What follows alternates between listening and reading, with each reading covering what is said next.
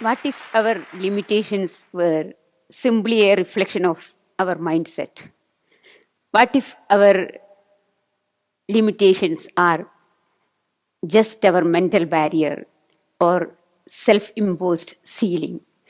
I realized this from my life.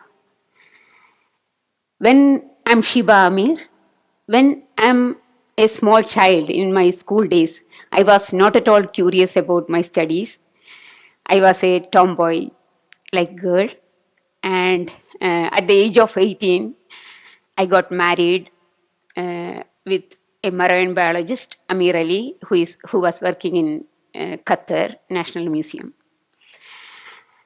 And I was a common housewife who know only to cook or taking care of my children. But in 1998, almost 25 years back, my daughter, Nilufa, diagnosed with blood cancer, acute myeloid leukemia, and the doctors said the one and only curing possibility is to go for the bone marrow transplantation. Fortunately, I have other son, Nikhil Amir. There was a chance. So that was a shocking moment for me, definitely for my family.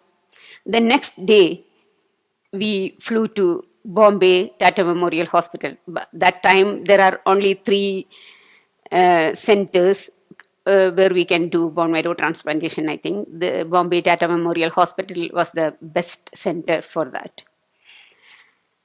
We were ready to do everything that money can do for save our child. And we were ready to do everything medical science can do for my child. But I spent nearly 3 years for her chemotherapy, consolidation, and the bone marrow transplantation. So that place, the 11th floor of Tata Memorial Hospital, that is the pediatric ward. I used to feel that if we spent a few days there, we can be the purest person in our life, definitely. I saw hundreds of parents who can't save their children only because they are poor. And I saw many, many mothers who can't sit with their children when they are suffering through severe pain, but these mothers were hopelessly running for money. And I saw many parents who can't feed their children, whether they are not sure whether that child will live tomorrow or not, but they don't have money to even feed that children. That was very shocking and thought-provoking. And I was thinking, I am in a better position that we can do everything. I can sit with her. And we took a new car for her travel. We took a new flat for a hygienic condition. But the disparity between rich and poor, that is really shocking. So I was thinking, what is going on? What is going around me?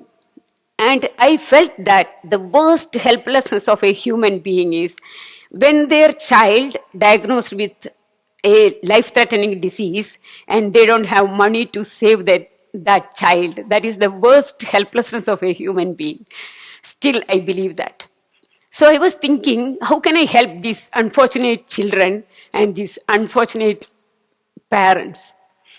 So I conceive a concept to support these children and parents, and I gave a name for it that was Solace. And I came back from Mumbai to Kerala, and by that time, my daughter, after bone marrow transplantation, she developed a vascular necrosis, and both her hip bones were collapsed. She was totally confined in wheelchair. So I have to look after her. That was a very big responsibility. She can't even turn. She can't even walk. She can't even stand. But when I was carrying my daughter, but I was still remembering that children where I met in the Tata Memorial Hospital. So I can't go back from my desire. But from my husband and my family, they were totally against me. They were saying, you have to look after your child. Then why are you bothering about the others, other children? So, and when my husband is saying that, both my families are saying, obey him, look after your children. When once I asked my husband, why you are blocking me from all these? Is that because of you are feeding me? So his answer was different. He was saying that, how can you do something like this? You are not an earning person, and you have a lot of responsibilities. So how can you do? You don't have any experience.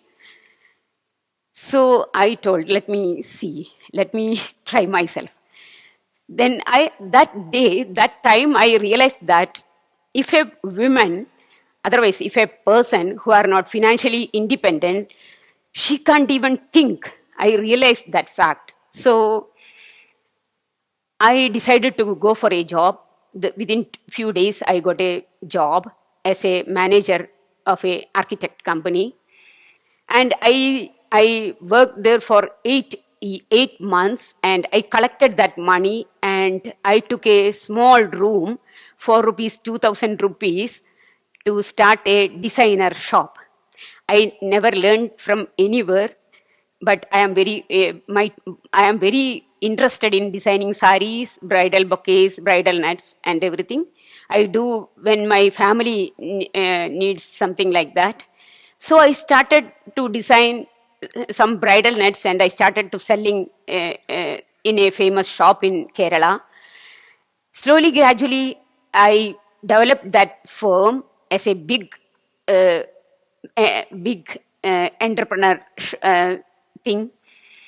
28 people women were working with me, and we distributed into all the famous textile shops in Kerala. Each and every famous textile shops, we were distributing the bridal nets. So, and in between, I went to Pain and Palliative Care Society. It was coming up in Kerala, a big people-oriented group for caring the terminal ill children, ill persons. So I went there as a volunteer, and I was thinking, if these people can take over these children, that will be good. But the pediatric palliative care was very challenging that time, now itself. For the terminal care, any of the parent will not bring their child. They were trying to save their child.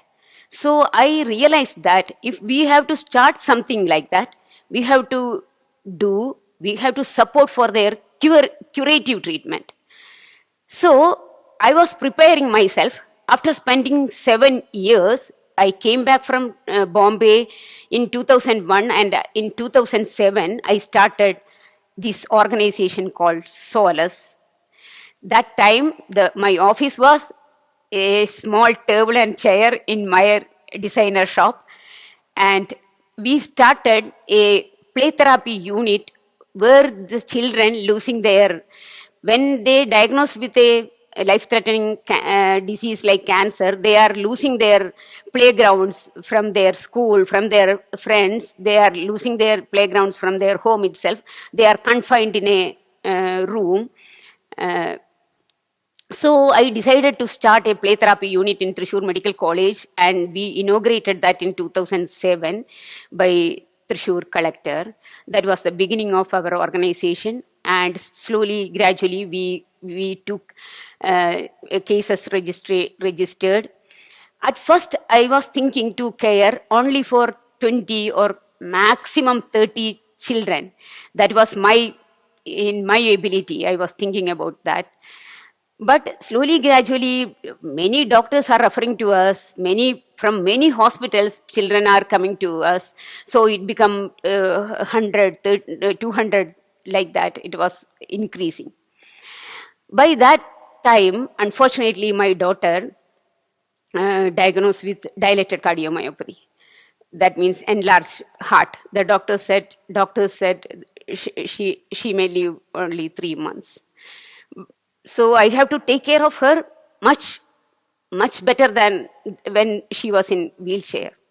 So that was a very big struggle, and I know at any moment I may lose my daughter. But still, I was thinking about the other children and other parents. And in 2013, in between, I received a very famous award from here in Kerala. That was very famous. All people knew about Solas, and many children came from other districts to us. Then we started. At first, we started in Ernakulam, the first chapter. That time, I lost my daughter in 2013. So you can imagine what may be. Anyway, but I spent only 2 months, maximum 2 months in my home in this grief, because I can hear that cry of the other children. So I can't stay at home. I went there. I went back to my organization, to my activities, and at that time we have the compulsion to start new chapters in some other districts. That is not just about ambition. It's not. It is about rethinking, reshaping our thinking to unlock our potential, our own potential, and to try we can achieve anything if we set our mind to. And we started, now it become 10 centers in Kerala. That time, now we already helped 7,000 above children and their families, and some children passed away, some children become age over, they are above 18, but still nowadays, for the last years, we are supporting 5,600 above children each and every month. In between, one more hurdles came to us, that COVID. All of you knows about that. All the supporters are also in struggle. They were in struggle. They can't even stand themselves. Then how can they support us? So I was in a dilemma. What can I do? The people said, all the centers, you have to shut down all the centers and you just confined in Thrissur. But that was not the correct thing. I can't give up that children and their hope, their parents. So I have to hold them. Then what we did, at that time, we stopped all the social support. Actually, we are supporting for their life-saving drugs, and the second objective to support their social needs, whatever their social need is. If they don't have food, we are supporting as a grocery kit for 1 month, and we are supporting to took that child to the hospital. And if the roof is leaking, we are reconstructing it. Everything we are doing. If they don't have a front door so we are doing for them that. And the third objective is to caring the sibling, and the fourth objective is to training the mothers to earn something at the bedside of these sick children. So when the COVID hit, we stopped all the other supports. We confined in only in the life-saving drugs. That time, all the parents were stuck. Not even chemotherapy was happening. Now all the hospitals are shut.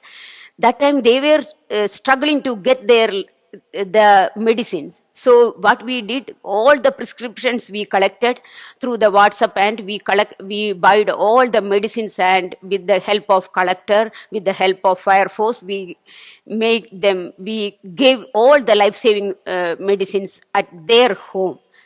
That was also, I overcome that issue also. Anyway, in between that time, somebody invited me to USA, Dallas, to a church for receiving some donations. And I spoke there to 1,000 audience. And the next week, I had a speech in San Francisco. So that people decided to start our organization there.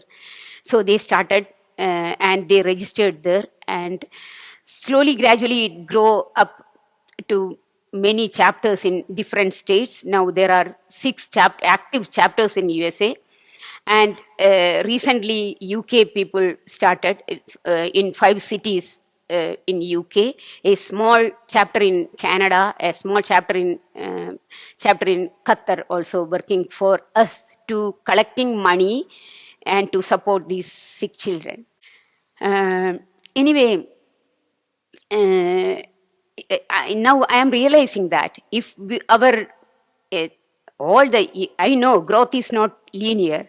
We may have to other many paths to reach to that goal. Anyway, we did it very beautifully.